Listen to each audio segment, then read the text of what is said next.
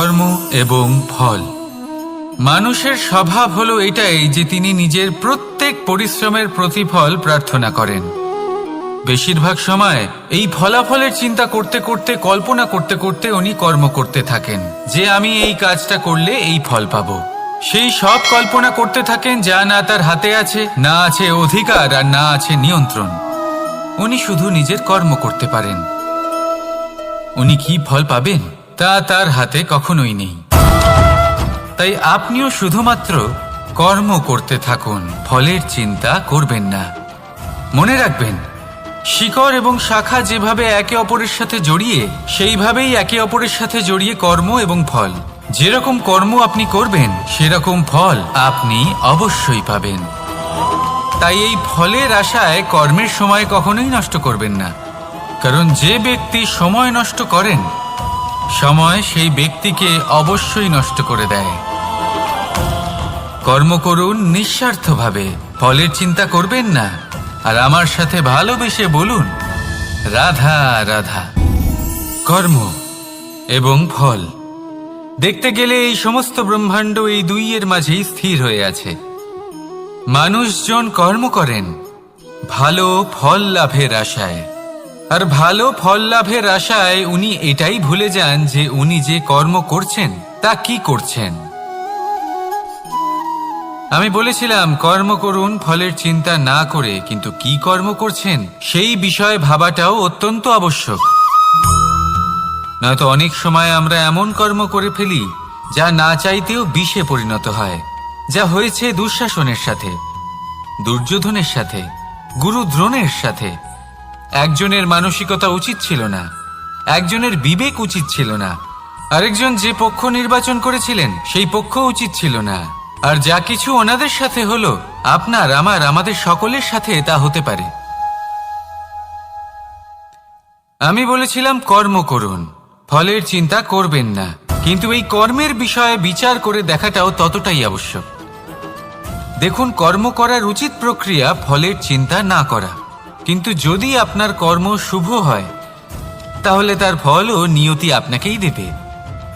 সর্বদা কর্ম করার সময় এটা ভাবুন যে আপনার এই কর্ম এই সংসারকে, এই সমাজকে, আপনার পরিবারকে, আপনার আশেপাশের মানুষজনকে কোন দিশায় নিয়ে যাবে। যদি এটা সবার জন্য মঙ্গলময় হয় তাহলে কর্ম করতে থাকুন।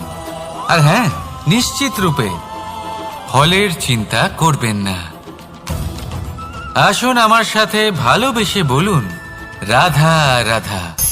বটবৃক্ষের বীজ সর্ষের দানার থেকেও ছোট হয়, কিন্তু যখন তা নিজের রূপ ধারণ করে তখন তা বিশাল বৃক্ষের আকার ধারণ করে, যা সহস্র বছর ধরে বেঁচে থাকে, ছায়া প্রদান করে, পাখিদের আশ্রয় প্রদান করে, আর দেয় পথচারীদের বিশ্রাম করার স্থান।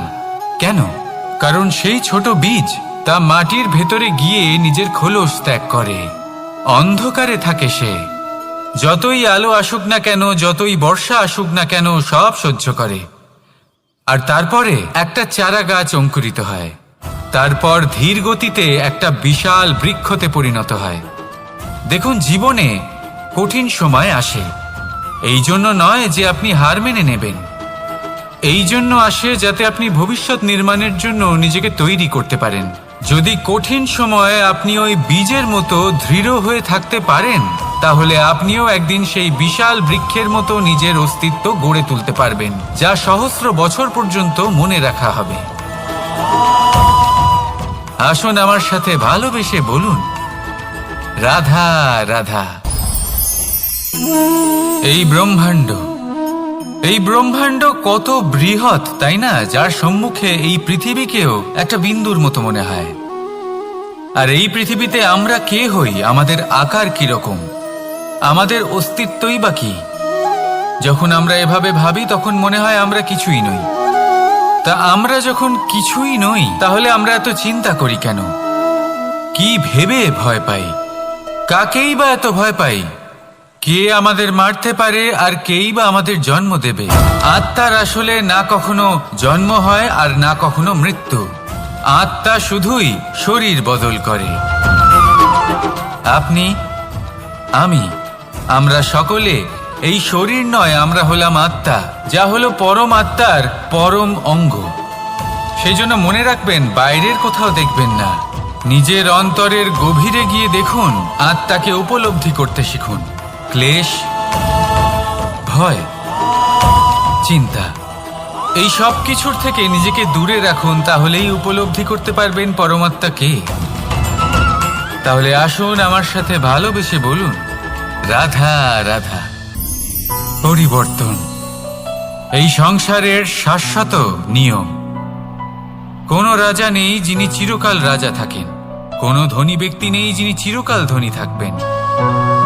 এই সংসারে সূর্যের স্থান নেওয়ার জন্য চন্দ্রিমার আগমন ঘটে। কোন স্থান যাকে পতিত বলা হয়েছিল সেখানে মহল তৈরি হয়েছে।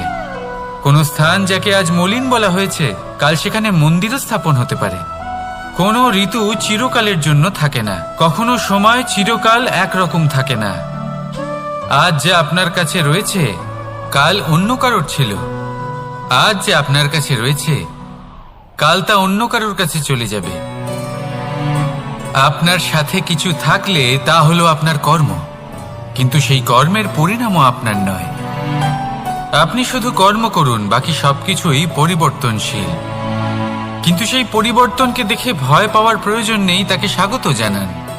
যদি আপনি হাসি মুখে সেই পরিবর্তনকে স্বাগত জানান, তাহলে এই পরিবর্তনও হাসি মুখে আপনার সাথে থাকবে।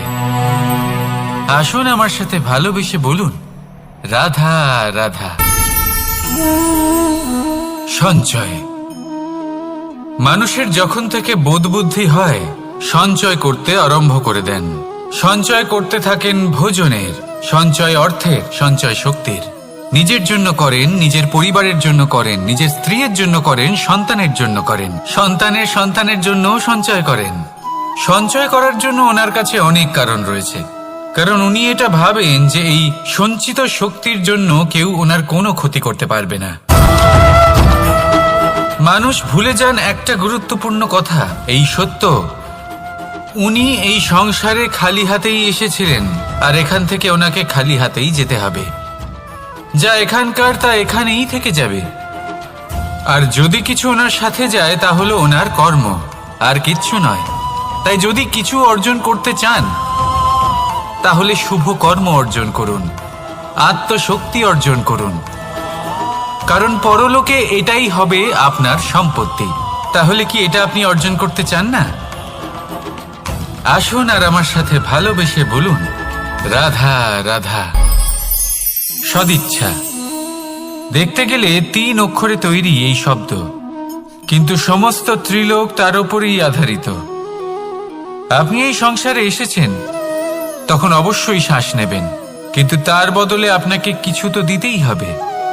আপনার উপর নির্ভর করছে আপনি কি দেবেন।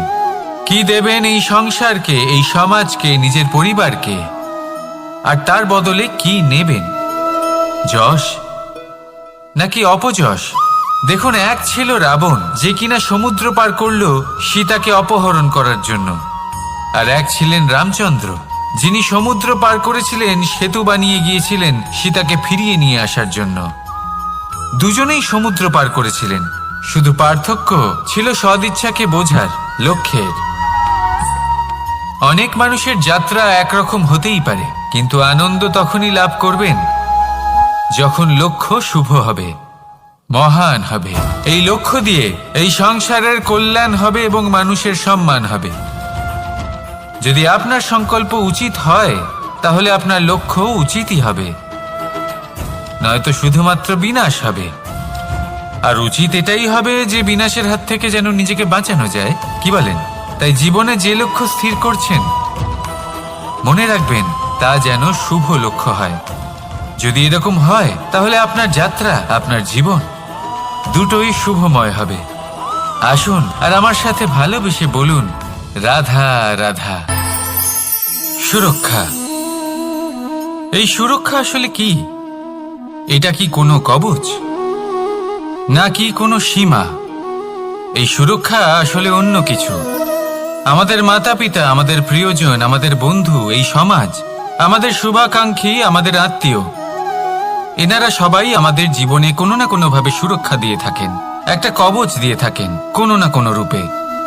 কিন্তু দেখতে গেলে আমাদের পরাক্রমের পথে আমাদের বীরত্বের পথে, আমাদের সাহসের পথে এই সুরক্ষাই সব থেকে বড় বাধা হয়ে দাঁড়ায়। একবার ভেবে দেখুন, যদি আপনি কোনো সুরক্ষাই না পান, বা যদি আপনি এই সুরক্ষা ভেঙে বাইরে আসতে পারেন, তাহলে আপনার বীরত্ব চরম সীমায় পৌঁছে যায়। কেন?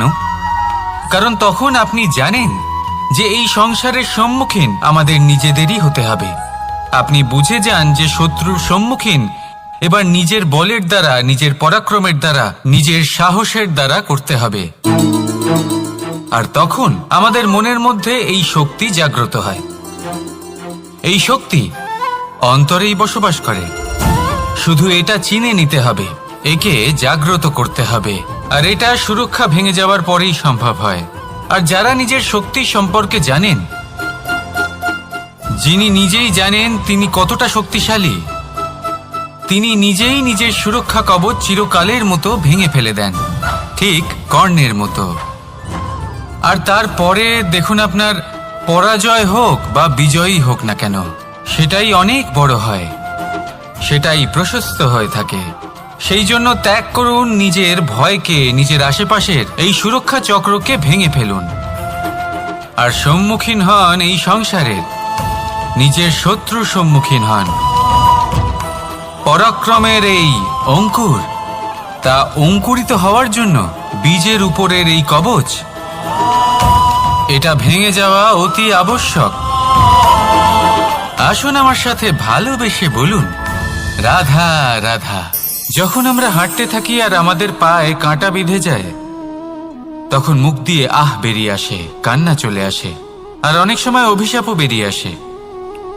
কিন্তু আমরা কি কখনো এটা এইভাবে দেখেছি, এইভাবে ভেবেছি যে আমরা যে পথে চলেছি সেই পথে কাঁটা বিঁধেছে, নাকি আমরা সেই পথ নির্বাচন করেছি যাতে শুধুই কাঁটা রয়েছে?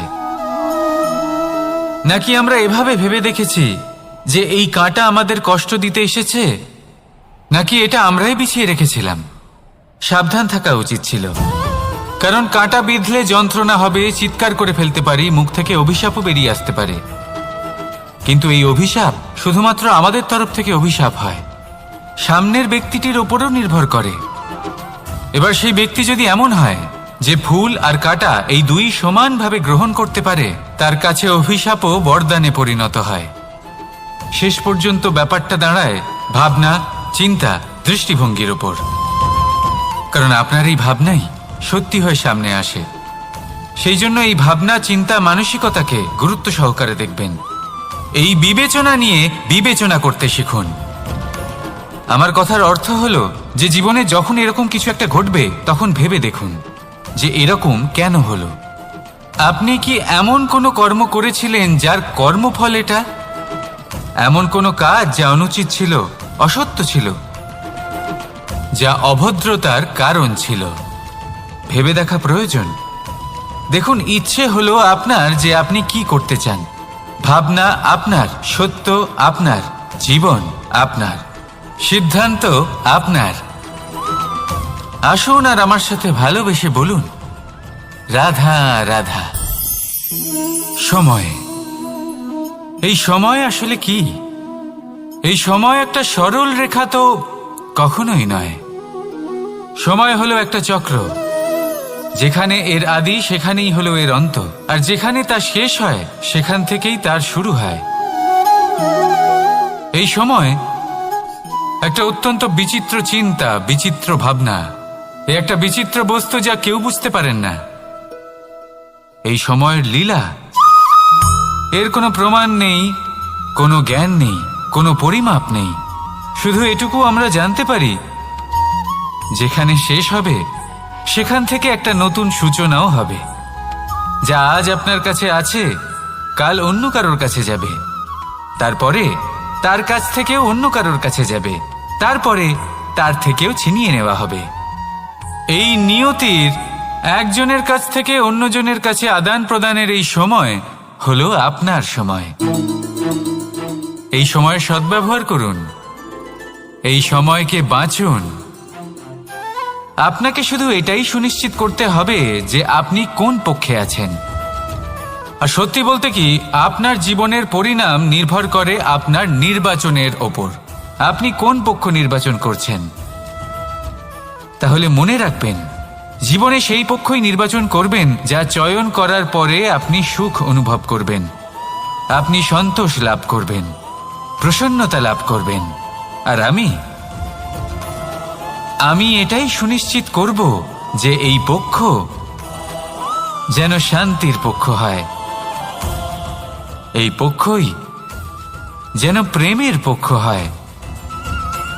তাহলে চিন্তা করবেন না, আর আসুন আমার সাথে ভালোবেসে বলুন, রাধা রাধা। দৃষ্টি আর দৃষ্টিভঙ্গি, এই সমগ্র লীলা হলো এই দুইয়ের। বিচিত্র হতে পারে, কিন্তু এটাই সত্যি। এবার আপনাকে একটা উদাহরণ দিয়ে বোঝাই। অনেক সময় আপনি কোনো ব্যক্তিকে এটা বলতে শুনবেন যে আমি আমার নিজের উপরে গর্ব করি, আমি নিজেকে নিয়ে গর্ব করি, আমি খুব ভালোভাবে আমার মা বাবার সেবা করি, ওনাদের আমি সবসময় সুখী রাখি, ওনাদের আমি একটা বাড়ি দিয়েছি, সকল সুখ সুবিধা দিয়েছি, ওনাদের জীবনে প্রত্যেক জিনিস দিয়েছি আর দেব যা তাদের প্রয়োজন। এবার আমাকে বলুন যে আপনি কে হন। আপনি হলেন সেই বীজ যা আপনার মাতা পিতা রোপণ করেছেন। আপনার মা বাবাই আপনাকে এই সংসারে জন্ম দিয়েছেন। এবার এইসব কথার কি তাৎপর্য? এই হলো সেই ব্যক্তির দৃষ্টিভঙ্গি। এবার দেখা যাক এই প্রকৃতি আমাদের কি শেখায়। কখনো কোনো গাছকে দেখবেন, যখন সেই গাছে ফল আসে, সে মালিকে এটা বলে না যে দেখো আমি তোমাকে ফল খেতে দিচ্ছি। সেই বৃক্ষ এটা বলে না যে দেখো আমি তোমায় আহার করতে দিচ্ছি, কারণ ও জানে যে এটা হলো সেই মালির পরিশ্রম, এটা হলো তারই কর্মের ফল, আর এটা তারই পাওয়া উচিত। সে বলে যে তোমার জিনিস তোমাকেই অর্পণ করলাম, এ আমার জিনিস নয়। ও জানে সেই মালির গুরুত্ব আসলে কি, এটা হলো তার দৃষ্টিভঙ্গি। সেই জন্য আপনি জীবনে কোন ব্যক্তির মধ্যে, কোন পশু পাখির মধ্যে, কোন প্রাণীর মধ্যে, কোন পরিস্থিতিতে, কোন আবেগের মুহূর্তে কি দেখতে পাচ্ছেন, সেটা আপনার দৃষ্টিভঙ্গির উপরে নির্ভর করছে। তাই নিজের মনে ধনাত্মক ভাব জাগ্রত করুন, শুভ চিন্তা নিয়ে আসুন। এই ভাবনাই সত্য হয়ে সামনে আসবে। এই দৃষ্টিভঙ্গি এমন হয়ে যাবে যে আপনার জীবনে সবকিছুই শুভ হবে। তাহলে আসুন আর আমার সাথে ভালোবেসে বলুন, রাধা রাধা। প্রতিশোধ অথবা কাউকে দুঃখ দেওয়ার ভাবনা, যদি এটা আপনার মনে থাকে, তাহলে আপনি নিজের মনেই যন্ত্রণার একটা বিশাল বৃক্ষ রোপণ করছেন, এটা মনে রাখবেন। কারণ কাউকে দুঃখ দেবার এই ভাবনা, এটা হলো সেই বীজ যা আপনার মনেই পতিত হবে, আপনার মনেই অঙ্কুরিত হবে, আর আপনার মনেই একটা বিশাল বৃক্ষরূপে বেড়ে উঠবে। জীবন আপনার, কর্ম আপনার, কাউকে দুঃখ দেবার ভাবনা আপনার ছিল, এই বৃক্ষ হলো আপনার, তাই এর ফলও আপনিই পাবেন, যা গ্রহণও আপনাকেই করতে হবে। মনে রাখবেন, যে মানুষ এটা ভাবে যে আমি ওকে দুঃখ দেব, ওকে কষ্ট দিতে চাই আমি, সেই মানুষই দুঃখ আর কষ্ট পেয়ে থাকে। যদি সেই জায়গায় আপনি এটা ভাবেন যে আমি কাউকে সুখী করে তুলতে চাই, কাউকে সুখ প্রদান করতে চাই, তাহলে তারও বীজ আপনার মনেই রোপণ হবে, বৃক্ষে পরিণত হবে, যার ফলও আপনিই পাবেন। এখানে বিষয়টা হলো শুধু মানসিকতার চিন্তা, যা সত্য হয়ে আপনার সামনে আসে। তাহলে এই মানসিকতা শুভ করুন, সবার জন্য মঙ্গল কামনা করুন। অন্যের মনে আপনার জন্য ভালো চিন্তা থাকুক বা না থাকুক, আপনি সবার জন্য শুভ চিন্তা করে কর্ম করতে থাকুন, তাহলে আপনার সাথেও ভালোই হবে। তাহলে আসুন আর আমার সাথে ভালোবেসে বলুন, রাধা রাধা। সুখ আর অভিজ্ঞতা, এই দুই জীবনে একসাথে কখনোই আসে না। মনে রাখবেন, যেখানে সুখ থাকে সেখানে অভিজ্ঞতা থাকে না, আর যখন এই সুখ আমাদের জীবন থেকে দূরে চলে যায়, তখন আমাদের জীবনে আসে এই অভিজ্ঞতা। পরমাত্মা, প্রকৃতি, নিয়তি এই অভিজ্ঞতাকে আমাদের জীবনে পাঠান, যাতে আমরা একটা অত্যন্ত গুরুত্বপূর্ণ শিক্ষা, একটা জ্ঞান প্রাপ্ত করতে পারি। এই অভিজ্ঞতা আমাদের শেখায় যে অতীতে এমন কি হয়েছিল যা আমাদের করা উচিত হয়নি। আমাদের শেখায় ভবিষ্যতে এমন কি আছে যা আমাদের করা উচিত আর কি করা উচিত নয়। দেখতে গেলে এই অভিজ্ঞতা আমাদের সেই শিক্ষা দেয় যার জন্য আমরা সুখের দিকে উচিতভাবে অগ্রসর হতে পারি। সেই জন্য জীবনে যখনই দুঃখ আসবে, দুঃখের এই সময় আসবে, তখন হতাশ হবেন না। বোঝার চেষ্টা করুন এই পরিস্থিতি কেন এসেছে, কি শিক্ষা দিতে এসেছে। যদি আপনি সেই জ্ঞান লাভ করেন, সুখের পথে অগ্রসর হন, তাও উচিত রূপে, তাহলে এই অভিজ্ঞতার উদ্দেশ্য পূরণ হয়ে যায়। তাহলে আসুন আর আমার সাথে ভালোবেসে বলুন, রাধা রাধা। জীবনে শিখরে পৌঁছানোর জন্য মানুষের কি প্রয়োজন হয়ে থাকে? সিঁড়ির। কিন্তু তাও প্রত্যেক মানুষ, প্রত্যেক ব্যক্তি শিখরে পৌঁছতে পারেন না।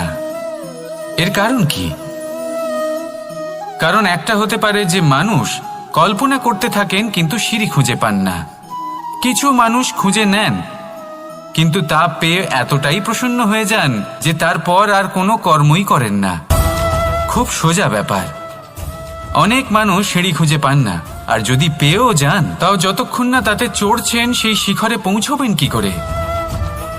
যতক্ষণ না আপনি পরিশ্রম করছেন, যতক্ষণ না সেই সিঁড়িতে আপনি চড়ছেন, যতক্ষণ না ক্লান্ত হচ্ছেন, আপনার পায়ে হাঁটুতে ব্যথা না হচ্ছে, ততক্ষণ এই শিখরে পৌঁছানোর সৌভাগ্য লাভ করতে পারবেন না।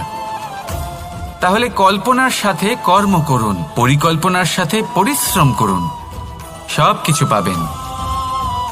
আসুন আমার সাথে ভালোবেসে বলুন, রাধা রাধা। সমস্যা, কঠিন সময়, সংকট, বিপদ কার জীবনে নেই? প্রত্যেকের জীবনে আছে।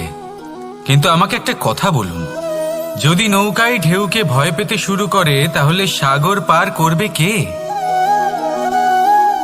কখনো কোনো ছোট্ট পিঁপড়েকে দেখেছেন যে আকারে হয়তো ছোট হতে পারে কিন্তু বড় শিক্ষা দিয়ে যায়?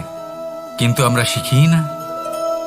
এবার দেখুন একটা পিঁপড়েকে যে ভোজনের খোঁজে বাইরে বের হয়, একটা ছোট্ট দানা তুলে নেয়।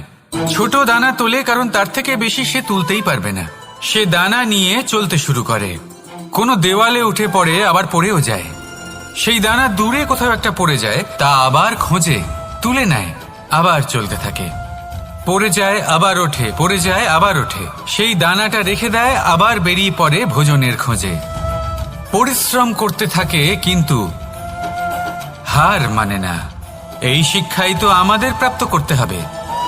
নিরন্তর পরিশ্রম আর নির্ভীক হয়ে কর্ম করে যেতে হবে। এটাই হলো সাফল্যের মাধ্যম, এটাই হলো জয়ের মন্ত্র, অচ্যুত অজয় অস্ত্র। তাহলে আসুন আর আমার সাথে ভালোবেসে বলুন, রাধা রাধা। আমরা সকলে চাই আমাদের জীবনে সাফল্য আসুক। আমরা চাই যে এই সংসারে আমাদের খ্যাতি ছড়িয়ে পড়ুক। আমরা চাই যেন আমরা আলোচিত হই। কিন্তু শুধু চাইলেই কি যায় আসে? যদি এই সংসারে আলোচিত হতে হয় তাহলে পরিচিত হতে হবে পরিশ্রমের দ্বারা। যতক্ষণ না আপনারা পরিশ্রমের সাথে পরিচিত হবেন, সাফল্যের সাথে পরিচিত হবেন না। সংঘর্ষ করতে হবে প্রতিদিন, প্রতি বছর। জীবনের সব পরিস্থিতিতেই হয়তো নতুন নতুন বাধা আসবে, নতুন নতুন বিঘ্ন ঘটবে। কিন্তু এটা আবশ্যক নয় যে সমস্ত বিঘ্ন বিনাশের জন্য আসবে। কিছু বিঘ্ন আপনার পথ প্রশস্ত করার জন্য আসবে, আপনার পথ পরিষ্কার করার জন্য আসবে। যদি আপনাকে উদাহরণ দিই, যখন বন্যা আসে, বাড়ি ঘর ভেসে যায়, তখন আমরা হতাশ হয়ে পড়ি, আমরা দুঃখী হয়ে পড়ি। কিন্তু সেই বন্যাই আমাদের সেই ধরিত্রীকে এত উর্বর করে তোলে যে সেই উর্বর অংশ কাজে লাগিয়ে আমরা সেরকম আরো 10টা বাড়ি বানাতে পারি। তাহলে ধন্যাত্মক থাকুন আর যে কোনো সংঘর্ষের জন্য প্রস্তুত থাকুন। জীবনে অনেক দূর যেতে পারবেন। তাহলে আসুন আমার সাথে ভালোবেসে বলুন, রাধা রাধা। জীবনে কখনো কখনো আমরা সেই পরিস্থিতিতে ফেসে যাই যখন আমাদের মনে হয় যে আমাদের নতুন কিছু একটা করতে হবে, কিন্তু আমরা করতে পারি না। কারণ কোথাও না কোথাও আমরা রীতির দ্বারা আবদ্ধ, আর আমরা সেই রীতি ভাঙতে চাই না। কেবল একটাই প্রশ্ন আসে মনে, আশেপাশের মানুষ কি বলবে, আশেপাশের মানুষ কি ভাববে। আপনাকে একটা প্রশ্ন করি, কারা এই মানুষজন? আপনার জন্মের সময় এই মানুষজন কোথায় ছিলেন? যখন আপনি কোনো সমস্যায় পড়েন তখন এই মানুষজন কোথায় থাকেন? এগিয়ে এসে কি আপনাকে সাহায্য করেন, নাকি সেই সমস্যার সমাধান আপনি নিজেই করেন? এইসব মানুষজনের চিন্তা ত্যাগ করুন যদি আপনি জীবনে বাঁচতে চান। ভেবে দেখুন জীবনে কি কি শুভ আছে আর কি কি শুভ করতে পারেন। যদি তা স্রোতের বিপরীতে হয় তাহলে সংঘর্ষ করুন, কিন্তু এইসব মানুষজনের কথা ভাববেন না। ভেবে দেখুন জীবনে আপনি কি কি শুভ কাজ করতে পারেন। এটা ভাবুন যে আপনি কখনো এমন কোনো কাজ করে ফেলেননি তো যার জন্য কারোর হৃদয় আহত হয়েছে। শুভর দিকে নিজের চিন্তা কেন্দ্রীভূত করুন, আপনার জীবনে সব কিছু শুভই হবে। তাহলে আসুন আমার সাথে ভালোবেসে বলুন, রাধা রাধা। আজকাল আপনি দেখে থাকবেন যে মা বাবা শুধুমাত্র সন্তানকে ভালোবাসেন তা নয়, তাদের মোহেও জড়িয়ে পড়েন। বিদ্যালয়ে যখন পাঠান তখন সমস্ত সুযোগ সুবিধা দিয়েই পাঠান। চেষ্টা করেন যে সবসময় যেন সন্তান তাদের চোখের সামনেই থাকে। কিন্তু ভুলে যান এক অত্যন্ত গুরুত্বপূর্ণ কথা, যে সন্তানকে এক নতুন দৃষ্টিভঙ্গি দেওয়াই হলো ওনাদের কর্তব্য। সেই জন্য পুরাতনকালে শিষ্যদের গুরুকুলে পাঠানো হতো, বাড়ির থেকে দূরে। কারণ বাড়ি ছেড়ে যাওয়া এক সন্তানের জন্য, এক শিষ্যের জন্য অত্যন্ত শুভ লক্ষণ হয়। যখন সে বাড়ির থেকে দূরে, গৃহস্থের থেকে দূরে থাকবে, তখন এই সংসারকে সে এক নতুন দৃষ্টিভঙ্গি দিয়ে দেখবে, পরখ করবে, বুঝতে পারবে, আর সবকিছু নিজে থেকেই শিখে যাবে কখন আক্রমণ করতে হয়, কখন পিছু হটতে হয়, কিভাবে এই সংসারের সম্মুখীন হতে হয়। আর এটা আপনার দৃষ্টি ওকে শেখাতে পারবে না, ওর অভিজ্ঞতা ওকে শেখাতে পারবে। তাই মনে রাখবেন, যদি আপনি চান যে আপনার সন্তানের বিকাশ হোক, তাহলে অনেক সময় ওকে নিজের থেকে দূরে নিয়ে যেতে হয়। যদি মোহে আবদ্ধ থাকেন তাহলে ওর বিকাশ কখনোই হবে না। তাহলে আসুন আমার সাথে ভালোবেসে বলুন, রাধা রাধা। কখনো কখনো মানুষ মনে করেন যে সে নিজেই সব থেকে বেশি শক্তিশালী, তিনি হলেন জ্ঞানী। দেখুন, এটা ভালো ব্যাপার যে আপনার মধ্যে শক্তি আছে, জ্ঞান আছে, আর এটা শুধু আপনার জন্য নয়, এই সমস্ত সমাজের জন্য, দেশের জন্য, সমগ্র পৃথিবীর জন্য অত্যন্ত আবশ্যক। কিন্তু এই কথাটাও বোঝা অত্যন্ত আবশ্যক যে এই জ্ঞান যেন কখনো অহংকার না হয়ে ওঠে। যখন মানুষের মধ্যে জ্ঞান থাকে তখন সে রাম হয়ে ওঠে। রাম, যিনি সমুদ্রের বুকে সেতু বানিয়েছিলেন, বানর সেনার দ্বারা রাক্ষস রাজকে পরাজিত করেছিলেন, আর চিরকালের জন্য সবার কাছে আদর্শ হয়ে উঠেছিলেন। আর যদি মানুষের মনে অহংকার জন্মায় তাহলে সে রাবণ হয়ে ওঠে। দেশে বিদেশে যতই খ্যাতি থাকুক না কেন, সে রাক্ষস হয়ে ওঠে, নিজের সাথে সাথে সমস্ত কুলের বিনাশ করে বসে। এবার জ্ঞান নাকি অহংকার, আপনার কি চাই সেই সিদ্ধান্ত আপনার, আর আপনার এই সিদ্ধান্তই নিশ্চিত করবে যে আপনার কর্ম কি হবে, আর আপনার এই কর্মই নিশ্চিত করে দেবে আপনার প্রারব্ধ কি হবে। তাহলে শুভ কর্ম করুন আর আমার সাথে ভালোবেসে বলুন, রাধা রাধা। কর্ম এবং ফল।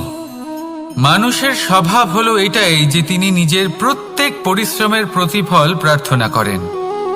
বেশিরভাগ সময় এই ফলাফলের চিন্তা করতে করতে, কল্পনা করতে করতে উনি কর্ম করতে থাকেন, যে আমি এই কাজটা করলে এই ফল পাবো। সেই সব কল্পনা করতে থাকেন যা না তার হাতে আছে, না আছে অধিকার, আর না আছে নিয়ন্ত্রণ। উনি শুধু নিজের কর্ম করতে পারেন। উনি কি ফল পাবেন তা তার হাতে কখনোই নেই।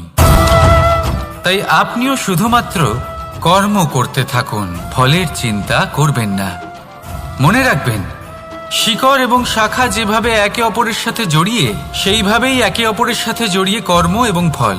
যেরকম কর্ম আপনি করবেন সেরকম ফল আপনি অবশ্যই পাবেন। তাই এই ফলের আশায় কর্মের সময় কখনোই নষ্ট করবেন না, কারণ যে ব্যক্তি সময় নষ্ট করেন, সময় সেই ব্যক্তিকে অবশ্যই নষ্ট করে দেয়। কর্ম করুন নিঃস্বার্থভাবে, ফলের চিন্তা করবেন না, আর আমার সাথে ভালোবেসে বলুন, রাধা রাধা। কর্ম এবং ফল। দেখতে গেলে এই সমস্ত ব্রহ্মাণ্ড এই দুইয়ের মাঝেই স্থির হয়ে আছে। মানুষজন কর্ম করেন ভালো ফল লাভের আশায়। আর ভালো ফল লাভের আশায় উনি এটাই ভুলে যান যে উনি যে কর্ম করছেন তা কি করছেন। আমি বলেছিলাম কর্ম করুন ফলের চিন্তা না করে, কিন্তু কি কর্ম করছেন সেই বিষয়ে ভাবাটাও অত্যন্ত আবশ্যক। নয়তো অনেক সময় আমরা এমন কর্ম করে ফেলি যা না চাইতেও বিষে পরিণত হয়, যা হয়েছে দুঃশাসনের সাথে, দুর্যোধনের সাথে, গুরু দ্রোণের সাথে। একজনের মানসিকতা উচিত ছিল না, একজনের বিবেক উচিত ছিল না, আরেকজন যে পক্ষ নির্বাচন করেছিলেন সেই পক্ষ উচিত ছিল না। আর যা কিছু ওনাদের সাথে হলো, আপনার আমাদের সকলের সাথে তা হতে পারে। আমি বলেছিলাম কর্ম করুন, ফলের চিন্তা করবেন না, কিন্তু এই কর্মের বিষয়ে বিচার করে দেখাটাও ততটাই আবশ্যক। দেখুন, কর্ম করার উচিত প্রক্রিয়া ফলের চিন্তা না করা, কিন্তু যদি আপনার কর্ম শুভ হয় তাহলে তার ফলও নিয়তি আপনাকেই দেবে। সর্বদা কর্ম করার সময় এটা ভাবুন যে আপনার এই কর্ম এই সংসারকে, এই সমাজকে, আপনার পরিবারকে, আপনার আশেপাশের মানুষজনকে কোন দিশায় নিয়ে যাবে। যদি এটা সবার জন্য মঙ্গলময় হয় তাহলে কর্ম করতে থাকুন। আর হ্যাঁ, নিশ্চিত রূপে ফলের চিন্তা করবেন না। আসুন আমার সাথে ভালোবেসে বলুন, রাধা রাধা। বটবৃক্ষের বীজ সর্ষের দানার থেকেও ছোট হয়, কিন্তু যখন তা নিজের রূপ ধারণ করে তখন তা বিশাল বৃক্ষের আকার ধারণ করে, যা সহস্র বছর ধরে বেঁচে থাকে, ছায়া প্রদান করে, পাখিদের আশ্রয় প্রদান করে, আর দেয় পথচারীদের বিশ্রাম করার স্থান। কেন? কারণ সেই ছোট বীজ তা মাটির ভেতরে গিয়ে নিজের খোলস ত্যাগ করে। অন্ধকারে থাকে সে, যতই আলো আসুক না কেন, যতই বর্ষা আসুক না কেন, সব সহ্য করে। আর তারপরে একটা চারা গাছ অঙ্কুরিত হয়, তারপর ধীর গতিতে একটা বিশাল বৃক্ষতে পরিণত হয়। দেখুন, জীবনে কঠিন সময় আসে, এই জন্য নয় যে আপনি হার মেনে নেবেন, এই জন্য আসে যাতে আপনি ভবিষ্যৎ নির্মাণের জন্য নিজেকে তৈরি করতে পারেন। যদি কঠিন সময়ে আপনি ওই বীজের মতো দৃঢ় হয়ে থাকতে পারেন, তাহলে আপনিও একদিন সেই বিশাল বৃক্ষের মতো নিজের অস্তিত্ব গড়ে তুলতে পারবেন, যা সহস্র বছর পর্যন্ত মনে রাখা হবে। আসুন আমার সাথে ভালোবেসে বলুন, রাধা রাধা। এই ব্রহ্মাণ্ড কত বৃহৎ, তাই না? যার সম্মুখে এই পৃথিবীকেও একটা বিন্দুর মতো মনে হয়। আর এই পৃথিবীতে আমরা কে হই, আমাদের আকার কিরকম, আমাদের অস্তিত্বই বা কি? যখন আমরা এভাবে ভাবি তখন মনে হয় আমরা কিছুই নই। তা আমরা যখন কিছুই নই, তাহলে আমরা এত চিন্তা করি কেন? কি ভেবে ভয় পাই? কাকেই বা এত ভয় পাই? কে আমাদের মারতে পারে আর কেই বা আমাদের জন্ম দেবে? আত্মার আসলে না কখনো জন্ম হয় আর না কখনো মৃত্যু। আত্মা শুধুই শরীর বদল করে। আপনি, আমি, আমরা সকলে এই শরীর নয়, আমরা হলাম আত্মা, যা হলো পরম আত্মার পরম অঙ্গ। সেই জন্য মনে রাখবেন, বাইরের কোথাও দেখবেন না, নিজের অন্তরের গভীরে গিয়ে দেখুন, আত্মাকে উপলব্ধি করতে শিখুন। ক্লেশ, ভয়, চিন্তা, এই সব কিছুর থেকে নিজেকে দূরে রাখুন, তাহলেই উপলব্ধি করতে পারবেন পরমাত্মাকে। তাহলে আসুন আমার সাথে ভালোবেসে বলুন, রাধা রাধা। পরিবর্তন এই সংসারের শাশ্বত নিয়ম। কোনো রাজা নেই যিনি চিরকাল রাজা থাকেন, কোনো ধনী ব্যক্তি নেই যিনি চিরকাল ধনী থাকবেন। এই সংসারে সূর্যের স্থান নেওয়ার জন্য চন্দ্রিমার আগমন ঘটে। কোন স্থান যাকে পতিত বলা হয়েছিল সেখানে মহল তৈরি হয়েছে। কোন স্থান যাকে আজ মলিন বলা হয়েছে, কাল সেখানে মন্দিরও স্থাপন হতে পারে। কোনো ঋতু চিরকালের জন্য থাকে না, কখনো সময় চিরকাল একরকম থাকে না। আজ যে আপনার কাছে রয়েছে কাল অন্য কারোর ছিল, আজ যে আপনার কাছে রয়েছে কাল তা অন্য কারোর কাছে চলে যাবে। আপনার সাথে কিছু থাকলে তা হলো আপনার কর্ম, কিন্তু সেই কর্মের পরিণামও আপনার নয়। আপনি শুধু কর্ম করুন, বাকি সবকিছুই পরিবর্তনশীল। কিন্তু সেই পরিবর্তনকে দেখে ভয় পাওয়ার প্রয়োজন নেই, তাকে স্বাগত জানান। যদি আপনি হাসি মুখে সেই পরিবর্তনকে স্বাগত জানান, তাহলে এই পরিবর্তনও হাসি মুখে আপনার সাথে থাকবে। আসুন আমার সাথে ভালোবেসে বলুন, রাধা রাধা। সঞ্চয়। মানুষের যখন থেকে বোধ বুদ্ধি হয়, সঞ্চয় করতে আরম্ভ করে দেন। সঞ্চয় করতে থাকেন ভোজনের, সঞ্চয় অর্থের, সঞ্চয় শক্তির। নিজের জন্য করেন, নিজের পরিবারের জন্য করেন, নিজের স্ত্রীর জন্য করেন, সন্তানের জন্য করেন, সন্তানের সন্তানের জন্য সঞ্চয় করেন। সঞ্চয় করার জন্য ওনার কাছে অনেক কারণ রয়েছে, কারণ উনি এটা ভাবেন যে এই সঞ্চিত শক্তির জন্য কেউ ওনার কোনো ক্ষতি করতে পারবে না।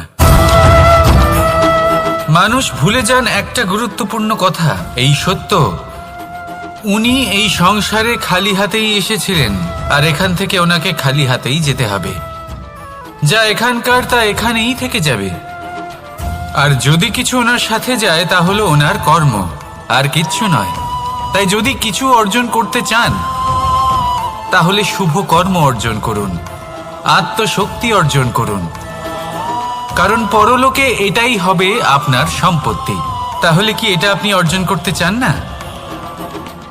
আসুন আর আমার সাথে ভালোবেসে বলুন, রাধা রাধা। সদিচ্ছা। দেখতে গেলে 3 অক্ষরে তৈরি এই শব্দ, কিন্তু সমস্ত ত্রিলোক তার উপরেই আধারিত। আপনি এই সংসারে এসেছেন, তখন অবশ্যই শ্বাস নেবেন, কিন্তু তার বদলে আপনাকে কিছু তো দিতেই হবে। আপনার উপর নির্ভর করছে আপনি কি দেবেন। কি দেবেন এই সংসারকে, এই সমাজকে, নিজের পরিবারকে, আর তার বদলে কি নেবেন? যশ নাকি অপযশ?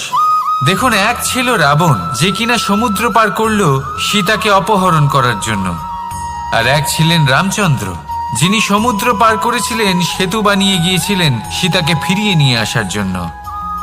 দুজনেই সমুদ্র পার করেছিলেন, শুধু পার্থক্য ছিল সদিচ্ছাকে বোঝার, লক্ষ্যের।